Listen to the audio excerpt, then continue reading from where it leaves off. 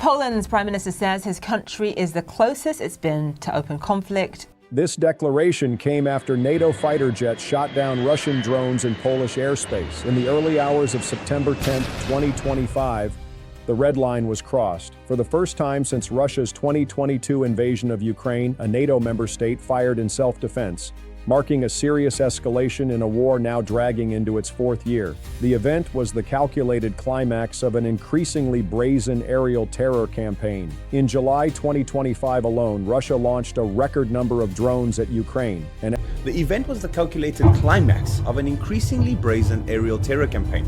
In July 2025 alone, Russia launched a record number of drones at Ukraine, an escalation on an exponential scale.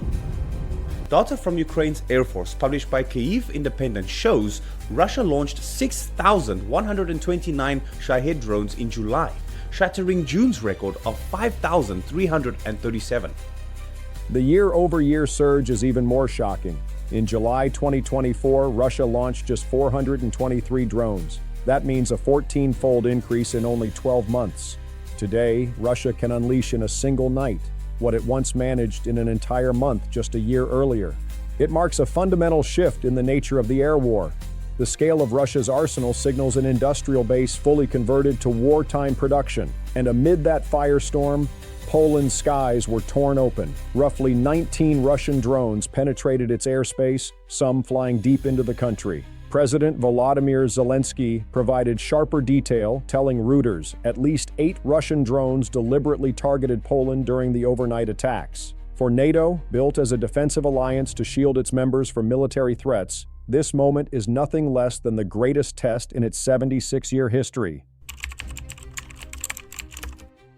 In the early hours of Wednesday, September 10th, as Russian airstrikes rained down on western Ukraine, something unusual happened. The kamikaze drones, mostly Iran-designed Shahed 136S, did not stop at Ukrainian targets. They kept flying west, not 1 or 2 strays, but an entire swarm, crossing into Poland.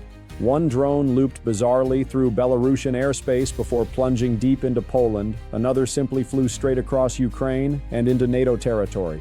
Instantly, alarms blared across the country. Major airports, including both serving the capital, Warsaw, were forced to shut down. Warsaw is far from the Ukrainian border, proof of just how deep this drone incursion had penetrated.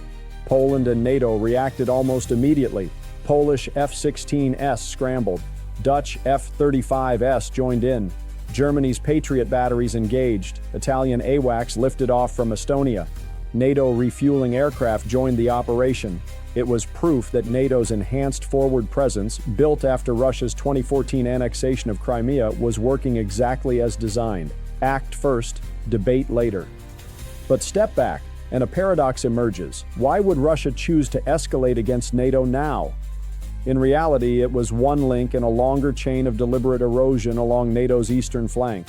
Less than a month earlier, on August 21, 2025, Army Recognition reported a Russian-made Shahed drone crashed in the Polish village of Osyny, 100 kilometers from the Ukrainian and Belarusian borders. Reuters confirmed the drone exploded in a cornfield, shattering windows but causing no casualties. Polish officials called it another violation of NATO airspace, recalling earlier incursions into Romania and Latvia. That incident raised security tensions and reignited debates over NATO's eastern defenses. But September 10th was different. In both scale and intent, this was no longer a single stray drone. It was a coordinated strike, one that forced NATO into direct defensive action. Military analyst Colonel Cedric Layton underscored the gravity of the moment, calling it a shift from a frozen conflict to active confrontation. It's very significant, Linda. One of the key aspects of this is the fact that the Poles felt compelled to shoot down at least some of the drones. Now, we don't know, as you mentioned, how many drones or even where they actually fell in Polish territory, but it's pretty clear from some of the postings that we've seen from Polish government officials that drone fragments can be found on Polish territory. So the Polish authorities are looking for those drone fragments. They've asked people to make sure that they stay away from those fragments, but that they inform the police that those fragments are there and that they can actually be located. So the Poles are obviously a frontline state. They're clearly sensitive to this kind of violation of their airspace. And it really marks the first time that there's been a concerted effort, not by the Russians, to potentially take their drones into Polish airspace, but also a concerted effort by the Poles to respond with strength to these kinds of actions purportedly by the Russians. So it's a major change in the tenor of the basically frozen conflict that has existed between Poland and Russia up until this point. The rapid response showed that Poland was already on high alert, a true frontline nation, a geographic buffer tied directly to war-torn Ukraine and to Belarus, Moscow's ally. It was the product of years of preparation and relentless intelligence monitoring. Once the aerial threats were neutralized, the crisis shifted from the military domain to the geopolitical arena. Polish Prime Minister Donald Tusk called it a large-scale provocation and invoked Article 4 of the NATO treaty. That raises the question, if Russia's goal wasn't immediate physical damage to Poland, why risk such a dangerous provocation?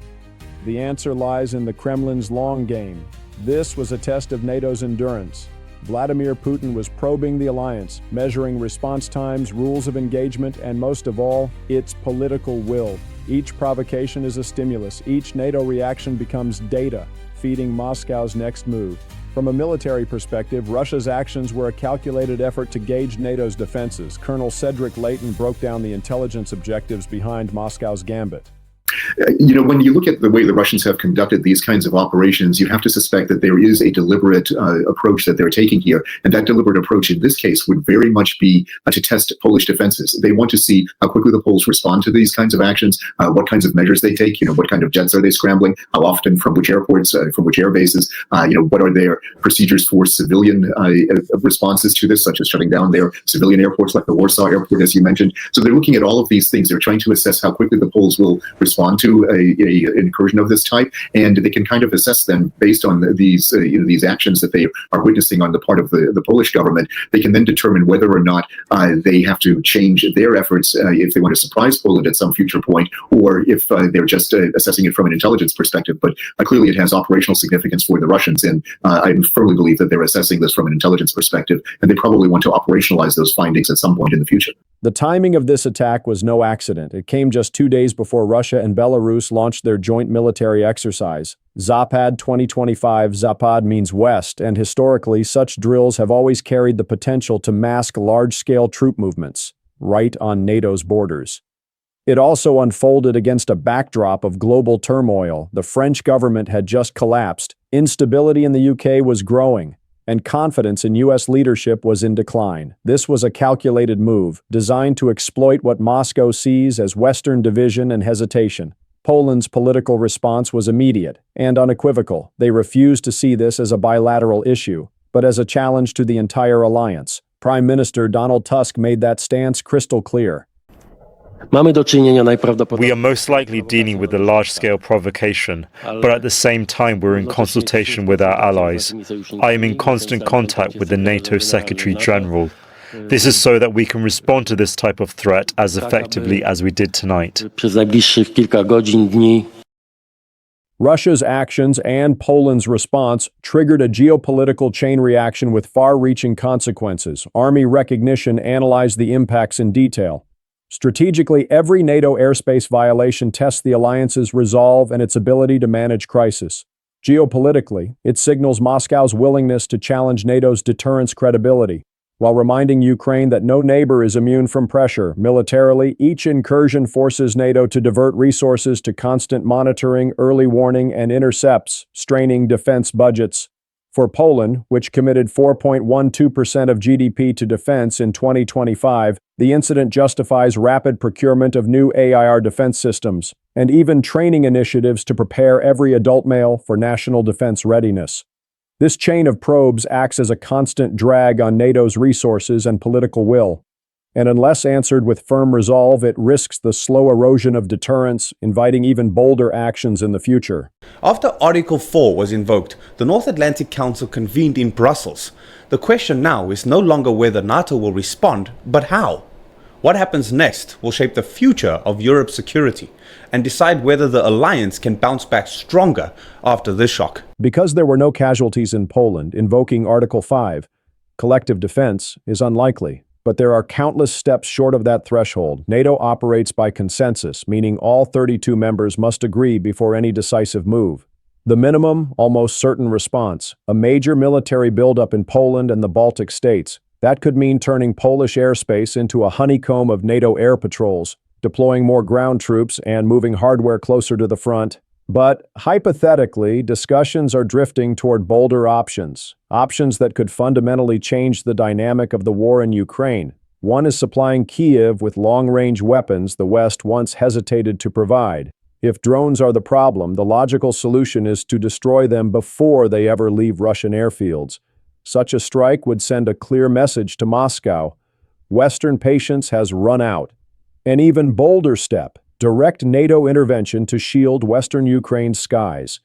Whether under the alliance banner or a smaller coalition, NATO nations could shoot down Russian drones and missiles as they near Allied airspace.